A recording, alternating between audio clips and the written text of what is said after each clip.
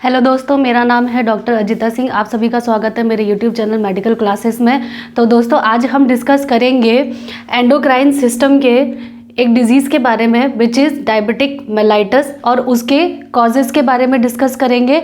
इससे पहले वाले वीडियो में हमने endocrine system diabetic mellitus part 1 में हमने नॉर्मल ब्लड शुगर के बारे में डिस्कस किया हुआ है एंड ब्लड शुगर की कौन कौन सी स्टेट होती है, हाइपरग्लाइसीमिया एंड हाइपोग्लाइसीमिक स्टेट के बारे में डिस्कस किया हुआ है, प्लस ग्लूकोज मेटाबॉलिज्म के बारे में डिस्कस किया हुआ है।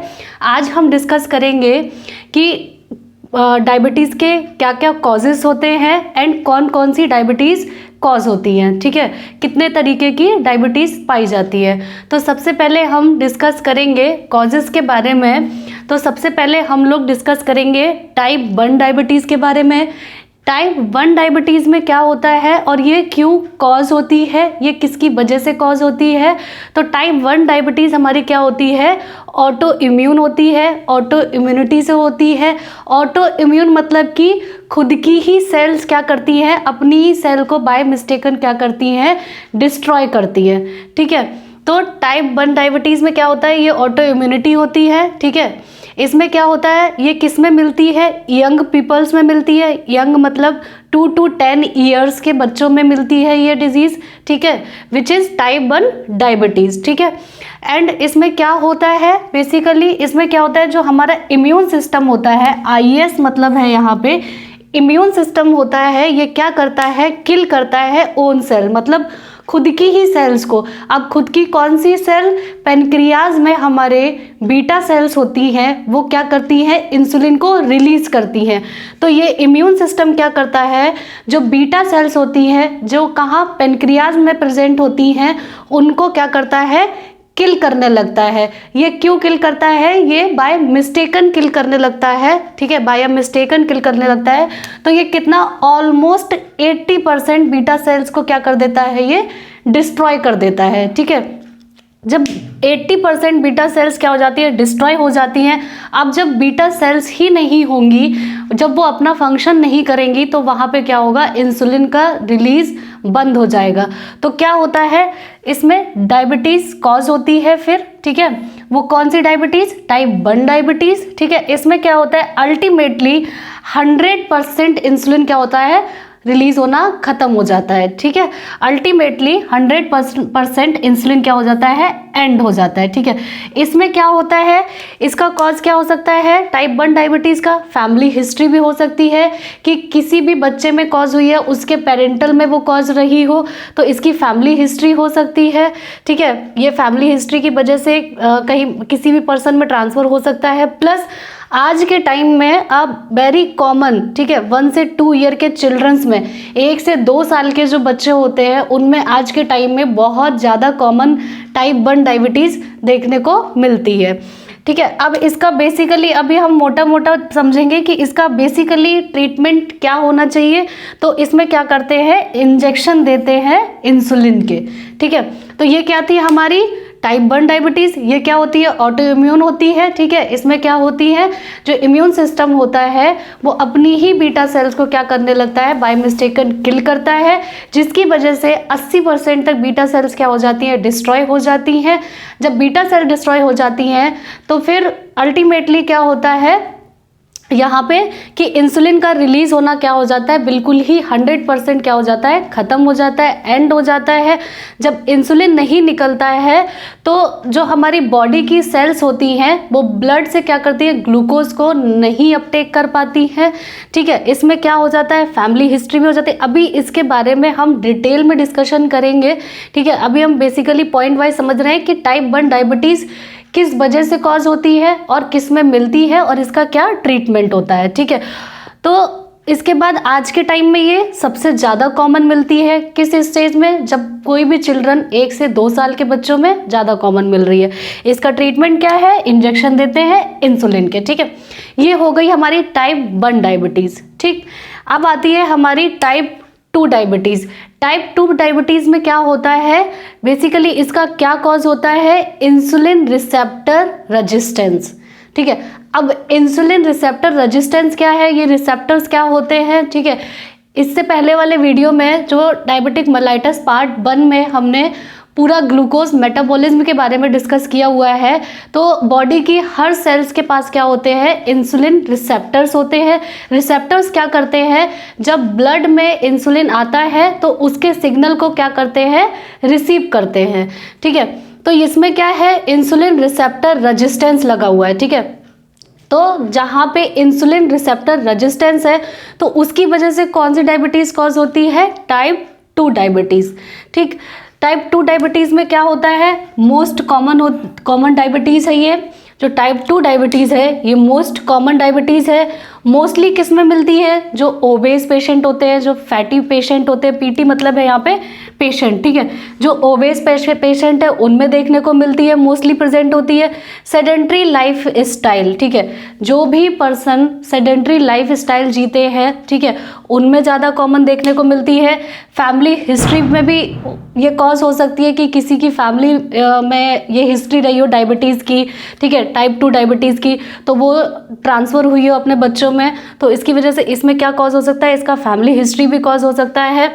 अब इसमें हम समझेंगे कि इंसुलिन रिसेप्टर रेजिस्टेंस होने से क्या होता है।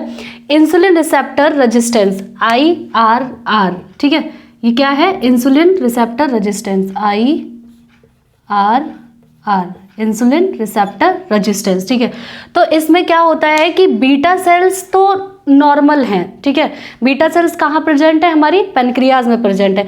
बीटा सेल अपना नॉर्मल फंक्शन कर रही हैं, वो क्या कर रही है, इंसुलिन को रिलीज कर रही हैं और ब्लड में क्या कर रही है, भेज रही हैं। ठीक है, तो यहाँ पे क्या होता है, बीटा सेल रिलीज कर रही है इंसुलिन इन इंक्रीज अमाउंट में।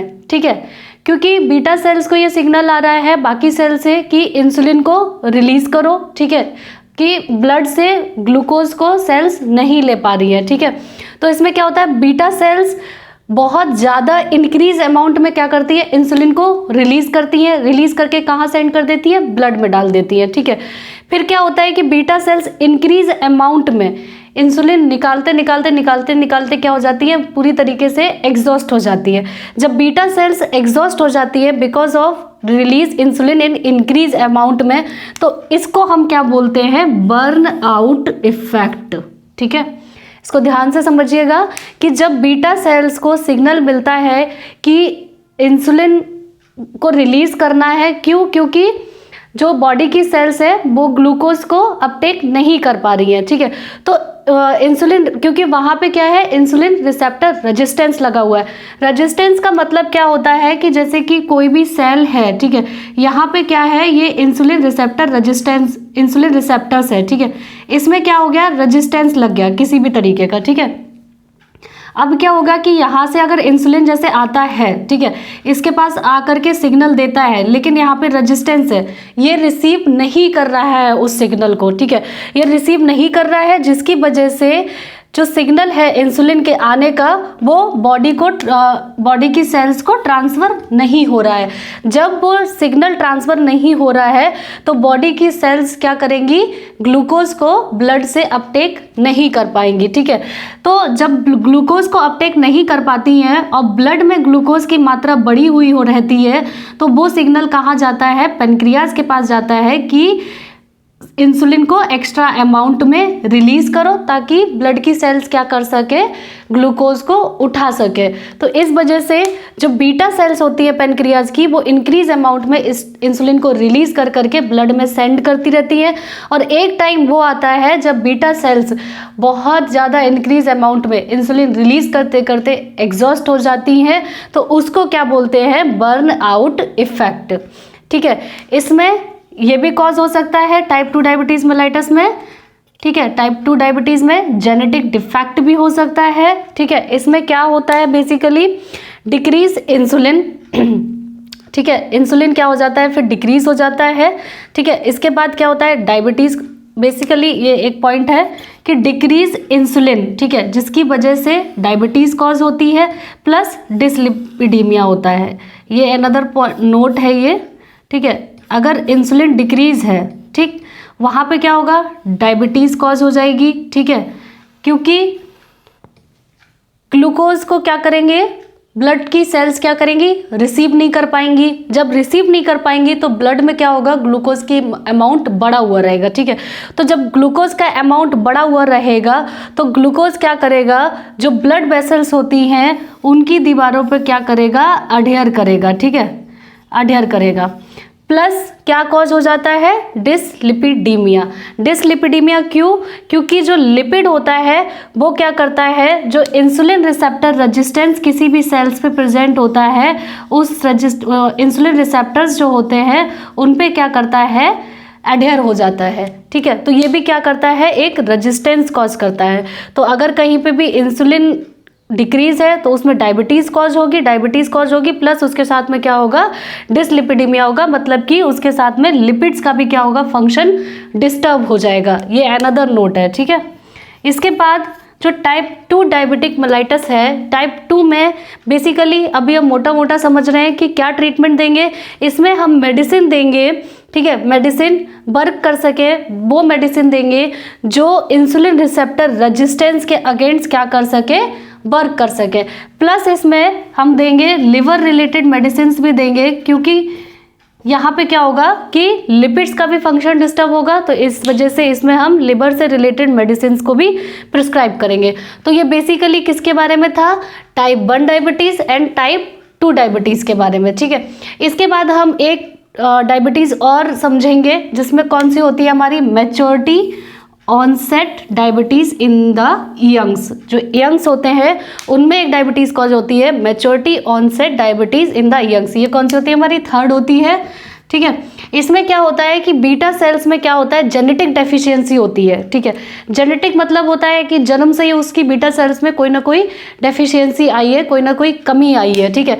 क्या हो जाता है, इसमें जीन्स का कुछ म्यूटेशन हो जाता है, जिसकी वजह से क्या होता है, बीटा सेल्स में डेफिशिएंसी हो जाती है। जब बीटा सेल में जेनेटिक डेफिशिएंसी हो जाती है तो वो क्या करती है कि डिक्रीज अमाउंट में इंसुलिन रिलीजिंग कैपेसिटी, सॉरी इनके पास क्या होती है फिर, डिक्रीज कम हो जाती है, ठीक है, इंसुलिन रिलीजिंग कैपेसिटी। जब बीटा सेल में जेनेटिक डेफिशिएंसी होती है तो वो क्या करती हैं, इंसुलिन को भरपूर मात्रा में नहीं निकाल पाती हैं, उनकी जो रिलीजिंग कैपेसिटी होती है वो क्या हो जाती है, डिक्रीज हो जाती है। बिकॉज क्यों हो जाती है, क्योंकि यहाँ पे क्या है, जीन म्यूटेशन है, ठीक है, जीन्स के कुछ म्यूटेशंस हो जाते हैं जिसकी वजह से इंसुलिन रिलीजिंग कैपेसिटी डिक्रीज हो जाती है, ठीक है, बाया बीटा सेल्स, ठीक है, which is present in pancreas, ठीक। तो वो कौन सी डायबिटीज होती है हमारी, maturity onset diabetes in the youngs में, ठीक है। एक होती है हमारी जेस्टेशनल डायबिटीज। जेस्टेशनल डायबिटीज कब होती है, ये कॉज होती है ड्यूरिंग अ प्रेगनेंसी, ठीक है। इसमें क्या होता है, बिफोर प्रेगनेंसी, ठीक है, नॉर्मल शुगर लेवल होता है, ठीक है। ड्यूरिंग प्रेगनेंसी क्या हो जाता है, इंक्रीज हो जाता है, and after pregnancy may be normal हो सकता है and may not be normal, मतलब कि उसका जो डायबिटीज़ का सिम्टम है वो क्या करेगा, आगे तक भी कंसीडर कर सकता है, ठीक है। तो इसमें क्या होता है, प्रेगनेंसी से पहले किसी भी फीमेल लेडी का शुगर लेवल नॉर्मल था, ड्यूरिंग प्रेगनेंसी जैसे ही उसने प्रेगनेंसी कंसीव की उसका क्या हो गया, शुगर लेवल डिस्टर्ब हो गया एंड उसको क्या हो गया, डायबिटीज़ कॉज हो गई। लेकिन आफ्टर प्रेगनेंसी हो सकता है कि शुगर लेवल उसका नॉर्मल हो जाए या हो सकता है कि उसका नॉर्मल ना हो, वो बढ़ा रहे, ठीक है। इसमें क्या कॉज हो सकते हैं इसके, या तो इंसुलिन रिसेप्टर रेजिस्टेंस इसका कॉज हो सकता है, सेकेंड उसका beta cell release insulin in increase decrease amount में, ठीक है, कि हो सकता है कि बीटा सेल्स का कुछ फंक्शन डिस्टर्ब हुआ जिसकी वजह से वो क्या कर रही हैं, इंसुलिन को रिलीज नहीं कर पा रही है, ठीक है। तो ये क्या थी हमारी type 1 diabetes, type 2 diabetes and इसमें क्या हो गई, maturity onset diabetes in the youngs में, ये थर्ड थी हमारी। एक होती है हमारी जेस्टेशनल डायबिटीज़, ठीक है, जो कि प्रेगनेंसी के समय कॉज होती है। तो इसको आप लोग नोट कर सकते हैं। तो अब हम बात करेंगे कि अनदर डायबिटिक मेलाइटस के कॉजेज़ के बारे में, जो कि रिलेट करते हैं किससे, एंडोक्राइनोपैथी से, ठीक है। कॉजेज़ में, ठीक है, कुछ ऐसे समटाइम कुछ ऐसे कॉज भी क्रिएट होते हैं जो कि किससे, एंडोक्राइनोपैथी से रिलेट करते हैं। तो वो कौन कौन से हैं हमारा, सबसे पहले हम बात करेंगे पिट्यूटरी एडिनोमा, ठीक है। तो पिट्यूटरी एडिनोमा मतलब होता है कि पिट्यूटरी ग्लैंड का ट्यूमर का फॉर्मेशन होना, ठीक है। तो जब पिट्यूटरी ग्लैंड में ट्यूमर फॉर्मेशन हो जाता है तो उसकी वजह से ऐसा क्या कॉज होता है, जो कि ब्लड शुगर लेवल बढ़ जाता है। तो पिट्यूटरी ग्लैंड हमारी क्या करती है, बहुत सारे हार्मोन्स को रिलीज करती है, जिसमें से एक हमारा हार्मोन होता है ग्रोथ हार्मोन। ठीक है, तो ग्रोथ हार्मोन हमारा बॉडी में बहुत सारे फंक्शंस करता है। तो उसमें से ग्रोथ हार्मोन हमारा क्या करता है, ब्लड प्रेशर मतलब बीपी मतलब ब्लड प्रेशर को कंट्रोल करता है, प्लस ब्लड शुगर लेवल को कंट्रोल करता है। लेकिन ये हो गई नॉर्मल कंडीशन। ठीक है, अभी यहाँ पे क्या है कि ये पिट्यूटरी एडिनोमा कॉज हो रखा है। तो पिट्यूटरी एडिनोमा में क्या होगा कि ग्रोथ हार्मोन भी इंक्रीज अमाउंट में रिलीज होगा, बहुत ज़्यादा रिलीज होगा। जब ग्रोथ हार्मोन ज़्यादा होगा तो वहाँ पे क्या होगा, बीपी भी बढ़ा रहेगा, ब्लड प्रेशर बढ़ेगा। ठीक है, प्लस ब्लड शुगर लेवल भी क्या होगा, इंक्रीज हो जाएगा। ठीक है, तो यहाँ पे क्या होगी, हमारी हाइपरग्लाइसीमिक स्टेट क्रिएट होगी। ठीक है, क्योंकि नॉर्मली ग्रोथ हार्मोन का फंक्शन होता है BP and blood sugar level को कंट्रोल करना, लेकिन जब ग्रोथ हार्मोन ही बहुत इंक्रीज अमाउंट में है, उसका ही फंक्शन डिस्टर्ब है, तो यहाँ पे बीपी भी रेज कर जाएगा, प्लस ब्लड शुगर लेवल भी क्या हो जाएगा, रेज कर जाएगा। ठीक है, तो ये था हमारा पिट्यूटरी एडिनोमा के बारे में। प्लस अब हम बात करेंगे यहाँ पे, तो ये थी हमारी पिट्यूटरी ग्लैंड के बारे में, जिसकी वजह से ब्लड शुगर लेवल का बढ़ना। प्लस अब हम बात करेंगे थायराइड ग्लैंड के बारे में। तो थायराइड ग्लैंड हमारी क्या करती है, एक हार्मोन रिलीज करती है जिसका नाम होता है थायरॉक्सिन। ठीक है, तो ये कौन सा होता है, हमारा एक थायराइड हार्मोन होता है थायरॉक्सिन। ठीक है, तो यहाँ पे क्या होता है कि पिट्यूटरी ग्लैंड में कुछ ऐसा फंक्शंस हो जाते हैं जो कि डिसफंक्शंस हो जाते हैं, जिसकी वजह से क्या होता है, जो हमारी थायराइड ग्लैंड होती है उसमें कुछ डिसफंक्शंस क्रिएट होने की वजह से वो इंक्रीज अमाउंट में थायरॉक्सिन रिलीज करती है। ठीक है, तो जब इंक्रीज अमाउंट में थायरॉक्सिन रिलीज होता है तो यहाँ पे हमारी कौन सी हाइपर थायरॉयडिज्म स्टेट क्या होती है, क्रिएट होती है। ठीक है, तो इसमें क्या होता है, जब हाइपर थायराइड स्टेट आ जाती है तो यहाँ पे क्या होता है, थायरॉक्सिन बढ़ा हुआ है तो बीपी भी पेशेंट का बढ़ेगा, प्लस शुगर लेवल भी क्या हो जाएगा, इंक्रीज हो जाएगा। प्लस हाइपोथायराइडिज्म पेशेंट में क्या होता है, बहुत ज़्यादा पेशेंट को गर्मी का एहसास होता है। ठीक है, उसे बहुत ज़्यादा गर्मी लगती है। तो ये था हमारा थायराइड ग्लैंड के बारे में। थर्ड हम बात करेंगे एड्रीनल ग्लैंड के बारे में। तो एड्रीनल ग्लैंड के दो पार्ट होते हैं। ठीक है, एक होता है कॉर्टेक्स, एक होता है मेड्यूला। ठीक है, तो कुछ हार्मोन कॉर्टेक्स रिलीज करता है पार्ट, एंड कुछ हार्मोन्स क्या होता है, मेड्यूला पार्ट रिलीज करता है। तो कॉर्टेक्स हमारा कौन सा रिलीज करता है, कॉर्टिसोल हार्मोन। ठीक है, एंड मेड्यूला क्या रिलीज करता है, एड्रीनलिन। ठीक है, एड्रेनलिन हार्मोन। ठीक है, तो यहाँ पे क्या होता है कि कॉर्टिसोल क्या होता है, बीपी को कंट्रोल करने में हेल्प करता है, उसको मेंटेन करने में हेल्प करता है, प्लस साथ ही साथ ब्लड शुगर लेवल को भी ये कंट्रोल करता है। ठीक है, तो अगर यहाँ पे कॉर्टिसोल का अमाउंट अगर इंक्रीज हो जाता है इनसाइड बॉडी, इनसाइड ब्लड, ठीक है, तो यहाँ पे क्या होगा, बीपी रेज कर जाएगा, प्लस हाइपरग्लाइसीमिया हो जाएगा। ठीक है, हाइपरग्लाइसीमिया। ठीक है, हाइपरग्लाइसीमिया मतलब ब्लड शुगर लेवल भी क्या हो जाएगा, उसका इंक्रीज हो जाएगा। अगर किसी भी पर्सन का कॉर्टिसोल हार्मोन क्या हो जाता है, इंक्रीज हो जाता है बहुत ज़्यादा, अगर इंक्रीज अमाउंट में रिलीज होता है तो वो बीपी को भी बढ़ा देगा, प्लस ब्लड शुगर लेवल को भी क्या कर देगा, इंक्रीज कर देगा। सेकेंड हम बात करेंगे मेड्यूला के बारे में। ठीक है, मेड्यूला क्या रिलीज करता है, एड्रेनलिन रिलीज करता है।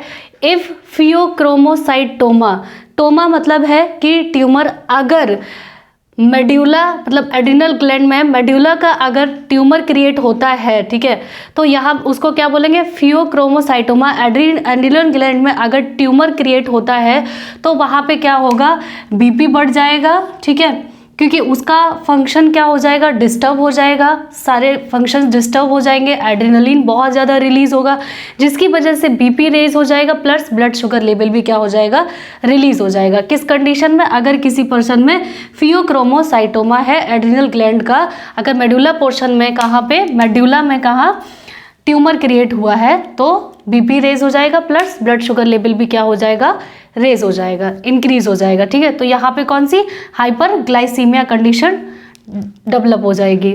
ठीक, तो पेशेंट में क्या हो जाएगा, डायबिटीज़ के सिम्टम्स आने क्रिएट हो जाएंगे, प्लस ब्लड शुगर लेवल उसका इंक्रीज हो जाएगा।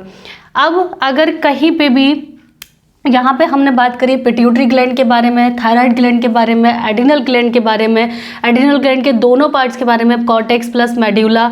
ठीक है, अब हम बात करेंगे पेनक्रियाज के बारे में, क्योंकि पेनक्रियाज भी क्या करती है, इंसुलिन निकालती है। इंसुलिन भी क्या है, एक हार्मोन है। ठीक है, तो यहाँ पे हम एंडोक्राइनोपैथी के बारे में बात कर रहे हैं सॉरी, तो एंडोक्राइन ग्लैंड का फंक्शन डिस्टर्ब हो जाना। तो अब हम बात करेंगे यहाँ पे पेनक्रियाज के बारे में कि अगर पेनक्रियाटाइटिस डेवलप हो जाती है किसी पर्सन में, कि पेनक्रियाज में इन्फ्लामेशन हो रखा है, तो वहाँ पे क्या होगा, इंसुलिन का अमाउंट डिक्रीज हो जाएगा, प्लस क्या हो जाएगा, हाइपरग्लाइसीमिया स्टेट डेवलप हो जाएगी, ब्लड में ग्लूकोज लेवल क्या हो जाएगा इंक्रीज हो जाएगा। अगर किसी भी पर्सन में कैंसर इन पेनक्रियाज, ठीक है, तो उसमें क्या हो जाएगा कि पेनक्रियाटोक्टमी कर देंगे, मतलब पेनक्रियाज को कट करके रिमूव कर दिया जाएगा। अगर कहीं भी किसी भी पर्सन में पेनक्रियाज में कैंसर डेवलप होता है, तो यहाँ क्या होगा, formation of source of insulin क्या हो जाएगा, बिल्कुल ही ख़त्म हो जाएगा। मतलब कि इंसुलिन का फॉर्मेशन कहाँ से होता है, पेनक्रियाज में, किससे, बीटा सेल से। तो अगर किसी भी पर्सन को पेनक्रियाज में ही कैंसर डेवलप हो गया है, तो उसकी पेनक्रियाज को कट करके निकाल देंगे, तो इंसुलिन का जो सोर्स है वो बिल्कुल ख़त्म हो जाएगा। तो यहाँ पे क्या किया जाएगा, इंसुलिन के उसको इंजेक्शंस दिए जाएंगे। तो ऐसा होने की वजह से क्या होगा, हाइपरग्लाइसीमिक स्टेट क्रिएट होगी। ठीक, अब 6 हम बात करेंगे कि कुछ ऐसे स्टेरॉइड्स होते हैं जो कि क्या करते हैं, हाइपरग्लाइसीमिक स्टेट को क्रिएट करते हैं। ठीक है, तो यहाँ पे क्या होता है कि सर्टेन स्टेरॉइड्स क्या, और स्टेरॉइड्स की वजह से क्या होता है, because of steroid gluconeogenesis start होती है। ठीक है, तो ग्लूकोनियोजेनेसिस क्या होता है कि न्यू ग्लूकोज का फॉर्मेशन होना। ठीक है, कहाँ से, लिवर से। ठीक है, तो इसमें क्या होता है कि सर्टेन स्टेरॉइड्स, कुछ ऐसे स्टेरॉइड्स होते हैं, जैसे जस्ट एग्जांपल एंटीसाइकोटिक ड्रग्स। ठीक है, एग्जांपल में एंटीसाइकोटिक ड्रग्स क्या करते हैं कि ब्लड ग्लूकोज लेवल को क्या कर देते हैं, डिस्टर्ब कर देते हैं, जिसकी वजह से वो इंक्रीज हो जाता है। तो वहाँ पे क्या होता है, डायबिटिक स्टेट क्रिएट होती है। तो ये कौन सा हो गया हमारा, स्टेरॉइडल कॉज। ठीक, अब यहाँ पे हमने कॉजेज़ के बारे में बात करी, डायबिटिक मेलाइटस के क्या क्या कॉजेज़ होते हैं। अब हम बात करेंगे इसके जो क्लिनिकल फीचर्स आते हैं वो क्या आते हैं, मतलब कि चीफ पेशेंट क्या कंप्लेन बताता है और क्या हम उसमें देखते हैं जिसकी वजह से हम डायबिटिक मेलाइटस को क्या करते हैं, डायग्नोस करते हैं। ठीक है, तो इसमें हम सबसे पहले एक चीज़ समझेंगे कि सस्पेक्शन ऑफ डायबिटिक मेलाइटस, कि अगर किसी भी पर्सन में हमें सस्पेक्शन है डायबिटिक मेलाइटस का, तो यहाँ पे 2 टाइप ऑफ पेशेंट होते हैं, 2 तरीके के पेशेंट होते हैं। फर्स्ट होता है अनडायग्नोस्ड डायबिटिक मेलाइटस, की पर्सन में डायबिटीज़ है लेकिन उसकी डायग्नोसिस नहीं हुई है। ठीक है, तो इसमें क्या होगा, features because of diabetic mellitus, उसमें फीचर्स भी प्रेजेंट होंगे। क्यों, क्योंकि डायबिटिक मेलाइटस की वजह से, क्योंकि उसमें क्या है, अनडायग्नोस्ड है लेकिन पर्सन में प्रेजेंट है। ठीक है, प्लस उसके साथ में कॉम्प्लिकेशंस भी मौजूद होंगी, प्लस कॉम्प्लिकेशंस ऑल्सो, मतलब कॉम्प्लिकेशंस भी होंगी एंड क्लिनिकल फीचर्स भी होंगे। क्यों, क्योंकि डायबिटिक मेलाइटस उसमें है लेकिन उसकी डायग्नोसिस नहीं हुई है।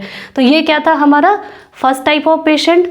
सेकेंड टाइप ऑफ पेशेंट कौन से होते हैं कि डायग्नोस्ड होते हैं, नोन होती है डायबिटीज़, मतलब उनका डायग्नोसिस हुई होती है, उनको पता होता है कि पेशेंट में डायबिटीज़ है, लेकिन उसके बावजूद भी उसमें क्या होते हैं, कॉम्प्लिकेशंस प्रेजेंट होते हैं। सम टाइम कैजुअल एटीट्यूड, मतलब पर्सन को पता है कि उसको डायबिटीज़ है, उसकी डायग्नोसिस भी हो रखी है, प्लस उसमें कॉम्प्लिकेशंस भी है, लेकिन उसे ज़्यादा कोई फ़र्क नहीं पड़ रहा है और उसका क्या है, कैजुअल एटीट्यूड बना हुआ है। ठीक, इसके बाद कुछ क्लासिकल प्रेजेंटेशंस आती हैं क्लिनिकल फीचर्स में।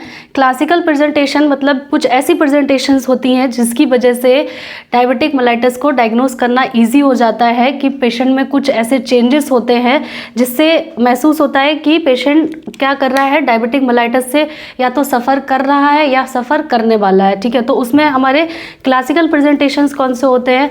फर्स्ट होता है हमारा पॉलीफेजिया। यहाँ पे क्या होता है, ये क्लासिकल प्रेजेंटेशन मतलब triple P, polyphagia, polyuria, polydipsia. ठीक है, ये कुछ ऐसी चीफ कंप्लेंट्स होती हैं जो पेशेंट लेके आता है और फिर वो बताता है, तो ये क्या होती है, हमारी क्लासिकल प्रेजेंटेशन होती है। इनसे हमारी डायग्नोसिस क्या हो जाती है, डायबिटिक मेलाइटस की ईजी हो जाती है। तो अब हम समझेंगे पॉलीफेजिया क्या होता है। पेशेंट को एक्सेसिव ईटिंग, मतलब पेशेंट को बहुत ज़्यादा भूख लगती है, ठीक है, बहुत ज़्यादा भूख लगती है। पॉलीयूरिया, एक्सेसिव यूरिनेशन, ठीक है, पेशेंट बताएगा कि बहुत ज़्यादा उसको यूरिन का रहता है कि बहुत ज़्यादा उसको यूरिन आती है, ठीक है, तो पॉलीयूरिया। पॉलीडिप्सिया मतलब एक्सेसिव थर्स्ट, मतलब उसको प्यास बहुत ज़्यादा लगती है, भूख ज़्यादा लगती है, यूरिन ज़्यादा आती है, प्लस थर्स्ट मतलब प्यास बहुत ज़्यादा लगती है। तो ये क्या थी, क्लासिकल प्रेजेंटेशन। तो इसको आप लोग नोट कर सकते हैं। तो अब हम समझेंगे क्लिनिकल फीचर्स में कंप्लेंट्स ऑफ पेशेंट, ठीक है, पेशेंट क्या क्या कंप्लेंट लेकर के आता है, ठीक है। तो उसमें क्या होगा, सबसे पहली कंप्लेंट क्या बताएगा पेशेंट, फटीग, ठीक है, कि उसको थकान लग रही है, ठीक है, प्लस बॉडी एक, ठीक है। अगर लंबे समय से पेशेंट यही कंप्लेन कर रहा है तो इसका मतलब होता है कि कोई ना कोई क्रोनिक डिजीज़ पेशेंट के अंदर डेवलप हो रही है धीरे धीरे, ठीक है। तो पेशेंट यहाँ पे क्या कंप्लेन करेगा, फटीग, एंड उसके बाद बताएगा कि बहुत ज़्यादा बॉडी में क्या रहता है, दर्द रहता है, ठीक है। इसके बाद क्लासिकल फीचर्स क्या है, ठीक है। क्लासिकल फीचर्स में हमने बात करी थी ट्रिपल पी के बारे में कि क्लासिकल फीचर में पॉलीफेजिया, पॉलीडिप्सिया, पॉलीयूरिया, ठीक है। ये पेशेंट बताएगा कि भूख बहुत ज़्यादा लग रही है, प्यास बहुत ज़्यादा लगती है, प्लस यूरिन बहुत ज़्यादा आती है, ठीक है। तो ये क्या हो गया, उसके क्लासिकल फीचर हो गए, ठीक है। अगर एक होता है थर्ड, ठीक है, कि फीमेल क्या है, नियरिंग है मीनोपॉज, ठीक है, कि फीमेल अपने मेनोपॉज में जाने की स्टेज में है, ठीक है। तो वहाँ पे क्या होगा, अगर डायबिटिक मेलाइटस स्टार्टिंग है उस पेशेंट के अंदर, जो कि मेनोपॉज उसका स्टार्ट होने वाला है, और उसमें अगर डायबिटिक मेलाइटस की भी कंडीशन आने वाली है, तो पेशेंट में क्या क्या कंप्लेंट्स होंगी कि उसको मसल्स में क्रैम्प्स मिलेंगे, ठीक है, मसल्स उसमें उसके एकदम से क्रैम्प बताएगी वो, इंसोम्निया मिलेगा, ठीक है, प्लस उसको इरिटेबिलिटी बहुत ज़्यादा होगी, माइंड में नींद नहीं आएगी, चिड़चिड़ाहट बहुत ज़्यादा बताएगी, प्लस स्वीट क्रेविंग मतलब मीठे की बहुत ज़्यादा उसको क्रेविंग होगी कि उसे मीठा बहुत ज़्यादा खाने का मन करेगा, प्लस उसमें क्या होगा, पैराएस्थीसिया, ठीक है। तो ये क्या होंगी, जब पेशेंट मेनोपॉज में अपने जाने वाली होगी और उसी टाइम पे उसमें क्या होगा, डायबिटिक मेलाइटस की कंडीशन क्या होगी, स्टार्ट होने वाली होगी, मतलब कि उसका जो ग्लूकोज का फंक्शन होता है वो उसका डिस्टर्ब होने वाला होगा, तब पेशेंट इन कंप्लेंट्स को लेकर के आएगी, ठीक है। ये उसका क्या होगा, क्लिनिकल फीचर्स वो बताएगी आकर के, या चीफ कंप्लेन अपनी वो देगी, ठीक है। इसके बाद हम बात करेंगे स्किन रैसेस, ठीक है। क्लिनिकल फीचर्स में हमें डायबिटिक मेलाइटस पेशेंट में क्या देखने को मिलेंगे, स्किन रैसेस। स्किन रैसेस में जैसे कि फ्रंकुलोसिस, ठीक है, एक्थिमा, एक्थिमा कौन से होते हैं, डीप सीटेड होते हैं, ठीक है, डीप सीटेड अल्सर होते हैं, स्किन रैसेस होते हैं, ठीक है। तो इसमें क्या होगा, स्किन रैसेस क्यों देखने को मिलेंगे कि जो डायबिटिक मेलाइटस पेशेंट होगा उसमें रिपीटेड स्किन इन्फेक्शन देखने को मिलेंगे। क्यों, क्योंकि इम्यून सिस्टम क्या है, डेफिशिएंसी है। इम्यून सिस्टम क्यों डेफिशिएंसी है, क्योंकि हमारा इम्यून सिस्टम मतलब क्या होता है, जैसे आरबीसी, ठीक है, प्लस डब्ल्यूबीसी है, ठीक है। बेसिकली हमारे इम्यून सिस्टम को कौन, डब्ल्यूबीसी कंट्रोल करती है। तो डब्ल्यूबीसी में क्या होता है कि जब इम्यून सिस्टम कैसे वीक हो जाता है कि ब्लड ग्लूकोज लेवल, ठीक है, जब बहुत ज़्यादा बड़ा रहता है, ठीक है, तो वो क्या होने लगता है कि ब्लड वेसल्स में अडेयर होने लगता है, ठीक है, आरबीसी में उसका अमाउंट बहुत ज़्यादा बढ़ जाता है। तो इसकी वजह से क्या होता है कि इम्यून सिस्टम क्या हो जाता है, वीक हो जाता है, ठीक है। जब ग्लूकोज लेवल ब्लड में बहुत ज़्यादा बड़ा रहता है तो वो क्या कर देता है, इम्यून सिस्टम को वीक कर देता है, ठीक है। तो यहाँ पे क्या होता है कि repeated skin infection because of immune system deficiency, ठीक। इसको क्या, फ्रंकुलोसिस क्या होते हैं, डिफ़िकल्ट हो जाते हैं इनको ट्रीट करना, ठीक है, क्योंकि जब तक अगर पेशेंट अपना ग्लूकोज लेवल को नहीं मेंटेन करेगा, मतलब अपना डायबिटीज़ को कंट्रोल नहीं करेगा, तब तक उसके स्किन इन्फेक्शन ठीक नहीं होते हैं, ठीक है। एक होता है एक्थिमा, ये क्या होता है, डीप सीटेड होते हैं, ठीक है, डीप सीटेड इसके बाद अब हम बात करेंगे फिफ्थ, म्यूकस मेम्ब्रेन इन्फेक्शन। ठीक है, तो म्यूकस मेम्ब्रेन इन्फेक्शन ये भी क्यों कॉज हो रहा है? क्योंकि इम्यून सिस्टम की डेफिशिएंसी की वजह से, क्योंकि इम्यून सिस्टम वीक हो जाता है बिकॉज एक्स्ट्रा अमाउंट में ग्लूकोज का ब्लड में बढ़ जाने की वजह से क्या कर देती है, ये इम्यूनिटी को क्या कर देती है, वीक कर देता है। ठीक, इसमें क्या होता है, म्यूकस मेम्ब्रेन इन्फेक्शन मतलब ओरल म्यूकस मेम्ब्रेन में क्या होता है, कैंडिडियासिस डेवलप हो जाती है। कैंडिडियासिस क्या है, ये एक फंगल इन्फेक्शन होता है, फंगल इन्फेक्शन। ठीक है, जो कि कहाँ कॉज होता है, हमारी म्यूकस मेम्ब्रेन ऑफ ओरल। ठीक है, माउथ की म्यूकस मेम्ब्रेन में ये इन्फेक्शन कॉज होता है, जो कि कौन सा है, फंगल इन्फेक्शन। ठीक है, जिसको क्या बोलते हैं, कैंडिडियासिस। ये क्यों होता है, क्योंकि इम्यून सिस्टम के वीक होने की वजह से जो फंगल होते हैं, जब इम्यून सिस्टम वीक होता है तो वो क्या कर देते हैं, हमारी म्यूकस मेम्ब्रेन पे क्या कर देते हैं, अटैक कर देते हैं उन पेशेंट में जिनका डायबिटीज़ कंट्रोल नहीं होता है। ठीक, तो ये पेशेंट क्या होते हैं, कंप्लेंट्स लेकर के आते हैं। ठीक, इसके बाद सिक्स है कि रिपीटेड यूटीआई। ठीक है, कि बर्निंग हो रही है, बैकएक हो रही है। ठीक है, यूरिन में बर्निंग हो रही है, मतलब हमने पढ़ा भी था कि पॉलीयूरिया बताएगी कि यूरिन बहुत ज़्यादा आ रहा है। तो पेशेंट अगर रिपीटेड यूटीआई की कंप्लेन लेके आ रहा है तो डॉक्टर भी नहीं अगर डायग्नोस कर पा रहे हैं और कर भी नहीं पाते हैं, समझ नहीं पाते हैं कि क्या पता पेशेंट डायबिटीज़ की तरफ तो नहीं जा रहा है, तो इसमें क्या होगा, क्लिनिकल फीचर में एक रिपीटेड यूटीआई। ठीक है, इसके बाद होता है चेस्ट इन्फेक्शन। ठीक है, चेस्ट इन्फेक्शन में जैसे ट्यूबरक्लोसिस, निमोनिया, ये हम क्यों सोचते हैं डायबिटिक मेलाइटिस पेशेंट में ये क्यों कॉज हो सकते हैं, क्योंकि इम्यून सिस्टम वीक है। इम्यून सिस्टम वीक होने की वजह से कि टीबी का जो बैक्टीरिया होता है वो इन्फेक्शन कॉज करता है एंड निमोनिया भी कॉज हो सकती है लोगों में। ठीक है, क्यों, क्योंकि यहाँ पे क्या है, इम्यून सिस्टम पेशेंट का वीक है इन डायबिटिक मेलाइटिस पेशेंट में। ठीक, इसके बाद अब हम ये हमने क्लिनिकल मैनिफेस्टेशन के बारे में पढ़ लिया, किसमें, डायबिटिक मेलाइटिस पेशेंट में। अब हम बात करेंगे कि डायबिटिक मेलाइटिस पेशेंट, ठीक है, पीटी मतलब पेशेंट डाइड होते हैं, मरते हैं, क्यों मर जाते हैं, because of cardiac plus kidney problem. अगर कार्डियक एंड किडनी प्रॉब्लम से अगर पेशेंट सफ़र करने लगता है तो डायबिटिक मेलाइटिस पेशेंट में क्या होती है, डाइड होती है। ठीक, इसमें क्या होता है कि 50% डायबिटिक मेलाइटिस के जो केसेस होते हैं वो क्या होते हैं, विद कॉम्प्लिकेशंस होते हैं, कि पेशेंट को डायबिटीज़ मेलाइटिस हुई और उसके साथ में क्या हुआ, उसकी बॉडी की अनदर कॉम्प्लिकेशंस क्या हो गई, स्टार्ट हो गई। मतलब कि डायबिटीज़ के साथ में उसके बाकी के जो ब्लड के बॉडी के ऑर्गन्स होते हैं वो भी क्या होने लगे, इन्वॉल्व होने लगे। ठीक है, तो वो कितने में होता है हमारा, 50%। ठीक है, ऐसे पीपल्स होते हैं जो कि डायबिटिक मेलाइटिस से सफ़र कर रहे होते हैं विद अ कॉम्प्लिकेशंस।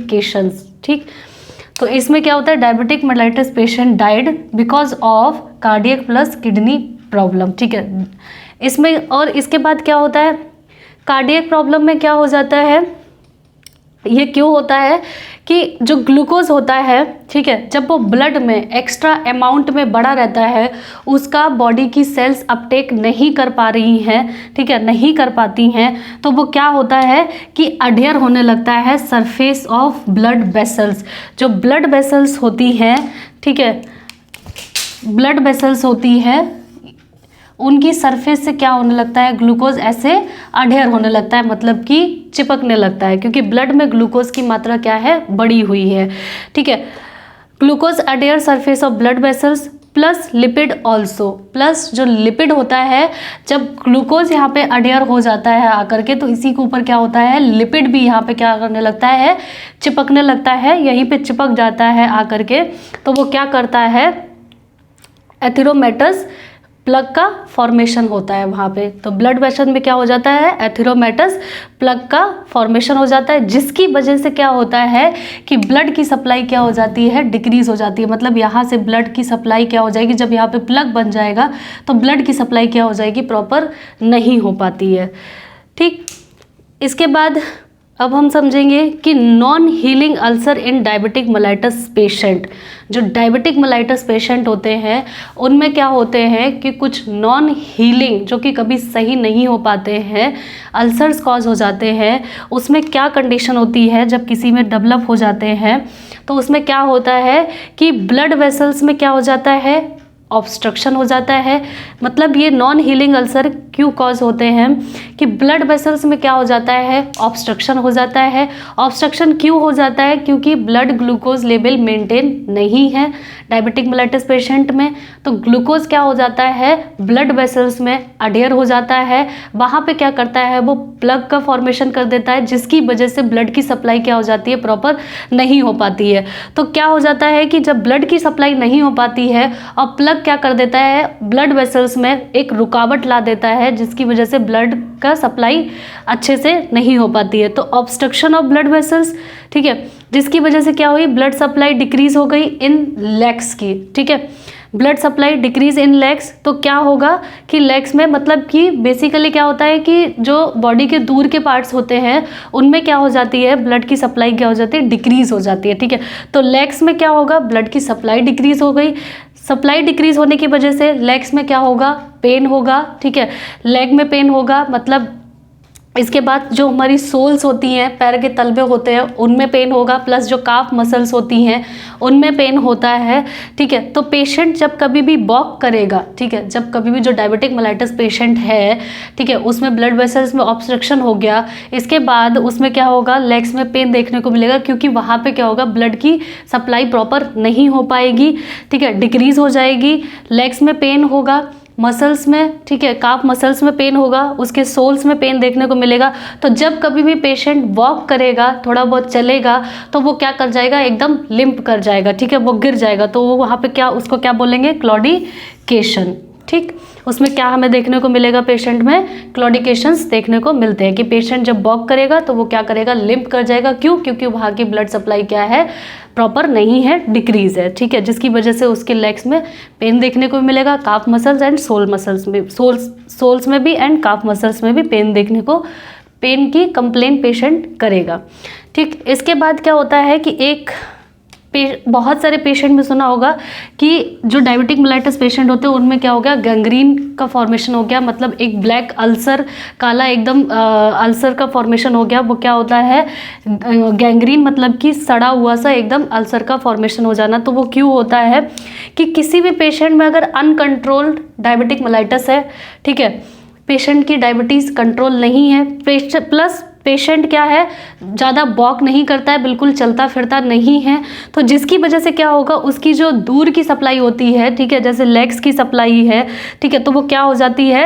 डिक्रीज हो जाती है। जब वो डिक्रीज हो जाती है तो वहाँ पे क्या हो जाते हैं, ब्लड के क्लॉट्स बन जाते हैं, ठीक है, क्योंकि वहाँ क्या होता है, शुगर का अमाउंट बढ़ा हुआ है, तो वो ब्लड वेसल्स में क्या हो जाता है, अडेयर हो जाता है, तो वो क्या हो जाते हैं, प्लस ब्लड के क्लॉट्स बन जाते हैं। तो ब्लड के क्लॉट्स बनने से क्या हो जाते हैं, वो ब्लैक कलर का अल्सर का फॉर्मेशन कर देते हैं, तो वो क्या हो जाता है, हमारा गैंग्रीन का फॉर्मेशन हो जाना, ठीक।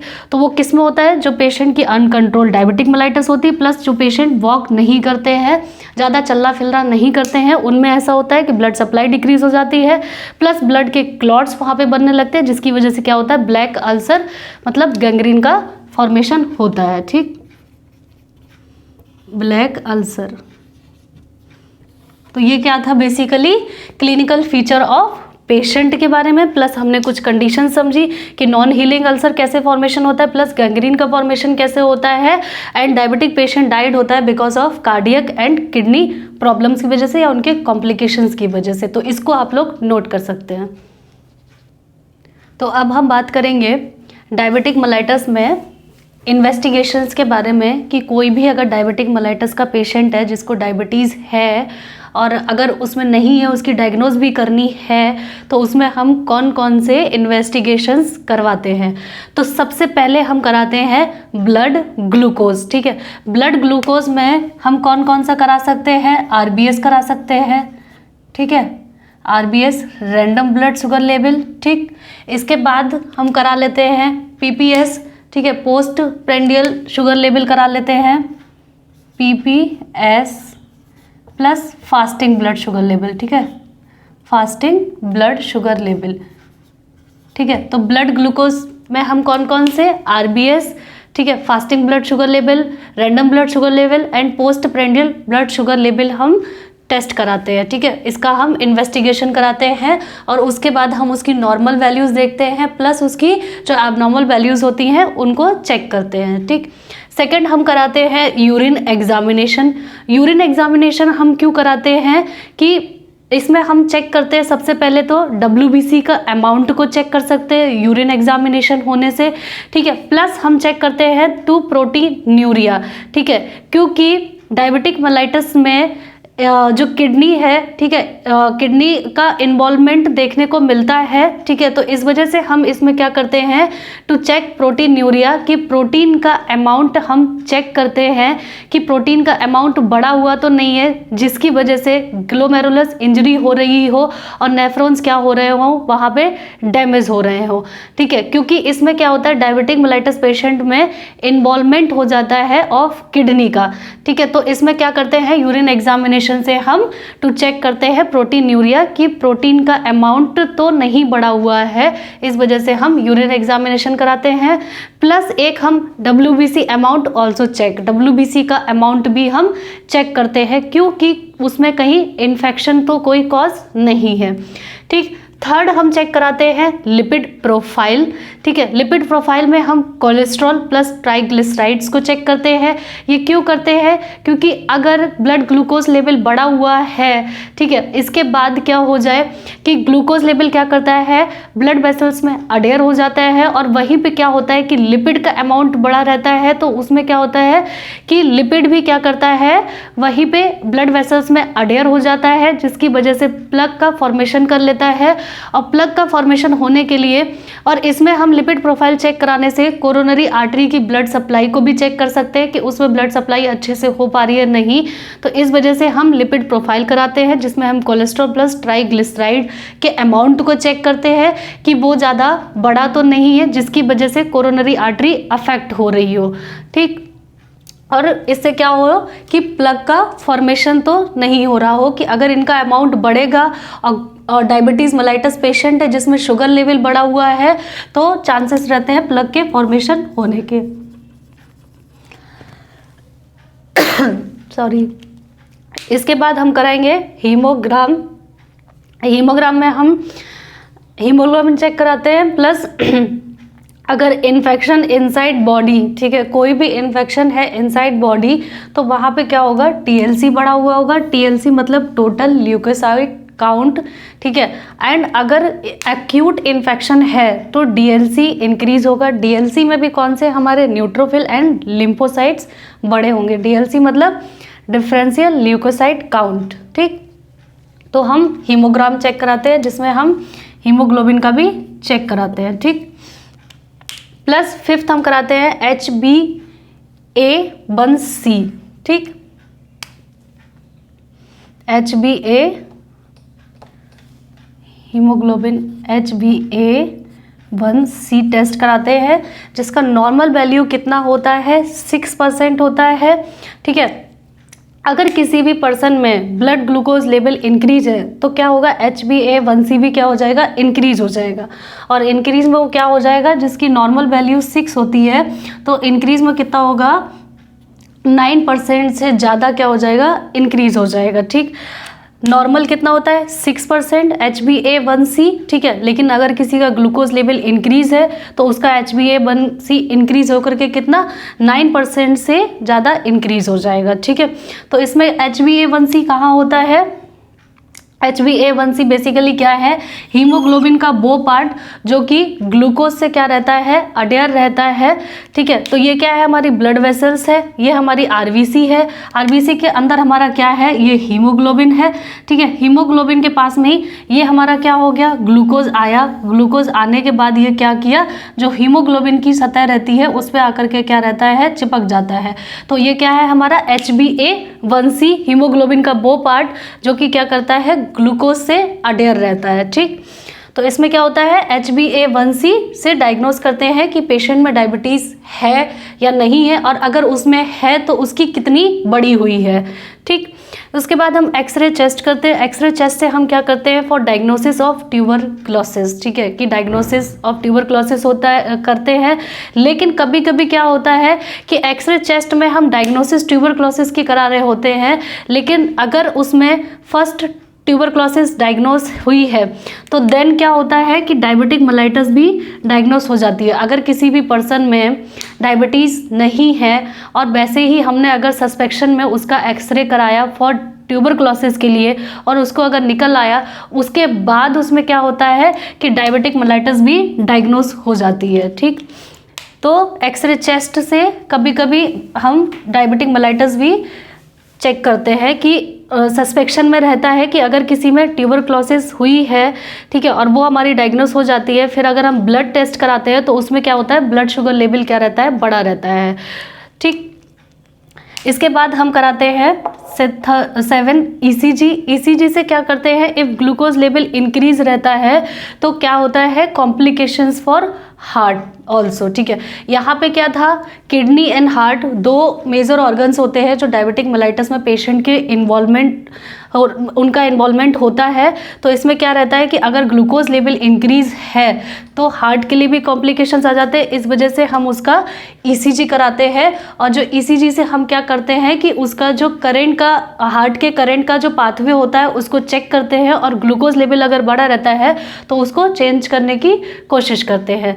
ठीक है, तो ये बेसिकली क्या थी, डायबिटिक मेलाइटिस की इन्वेस्टिगेशन, कितने तरीके का होता है, कितने टाइप का होता है, विद उसके क्लिनिकल फीचर्स क्या आते हैं, तो इसको आप लोग नोट कर सकते हैं। अगर आप लोग की कोई क्वेरी रहती है तो आप मुझे कमेंट करके पूछ सकते हैं। ये आप लोगों के आप लोग के लिए काफ़ी यूज़फुल होगा, आपकी नॉलेज के लिए, प्लस आपके किसी भी एग्ज़ाम के लिए ये नोट्स काफ़ी यूज़फुल रहेंगे। तो आप मेरे चैनल को प्लीज़ लाइक करें, सब्सक्राइब करें एंड बाकी लोगों के साथ भी शेयर करें। Thank you.